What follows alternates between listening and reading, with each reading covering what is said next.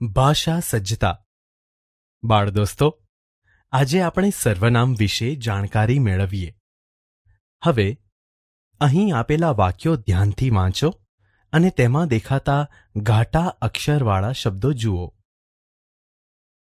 પહેલું વાક્ય છે, વાલો કેસરીયો ઘોડા વેચતો, વેચ્યા પછી એ ખુશ થતો. બીજું વાક્ય છે, રાઘોબા શુદ્ધ મરાઠો, છતાં એને ત્યાં ફૌજ આવી. ત્રીજું વાક્ય છે, મિની આજે તું વહેલી જાગી ગઈ. ચોથું વાક્ય છે, છોટું આવું કરવું તારા માટે સારું ન કહેવાય. પાંચમું વાક્ય છે, વારસ અમે કરતારના, અમે બાંધવ સરદારના.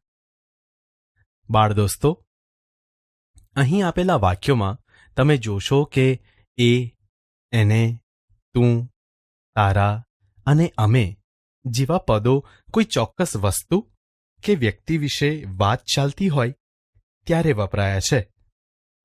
જેમ કે અહીં આપેલા પહેલા વાક્યમાં તમે જોશો કે એ એટલે કોણ? તમે જ કહેશો કે અહીં ઘોડા વેચનારો વાલો કેસરીયો છે, એટલે અહીં વેચ્યા પછી વાલો કેસરીયો બહુ ખુશ થતો. એ વાક્યને બદલે વેચ્યા પછી એ બહુ ખુશ થતો.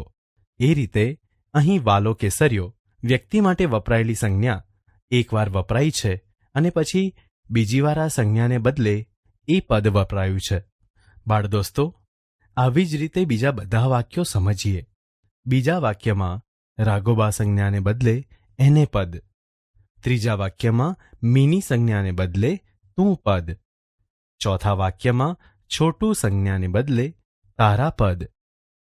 છેલ્લા એટલે કે પાંચમા વાક્યમાં અમે પદ વપરાયું છે.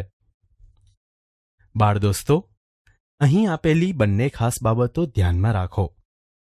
કોઈ પણ વસ્તુ કે વ્યક્તિ વિશે વાત ચાલતી હોય ત્યારે તે વસ્તુ કે વ્યક્તિને માટે વપરાયેલી સંજ્ઞા એકવાર વાપર્યા પછી એટલે કે વારંવાર વપરાતી નથી, પણ તેના માટે એ, એને, તું, તારા અને અમે જેવા પદો વપરાય છે.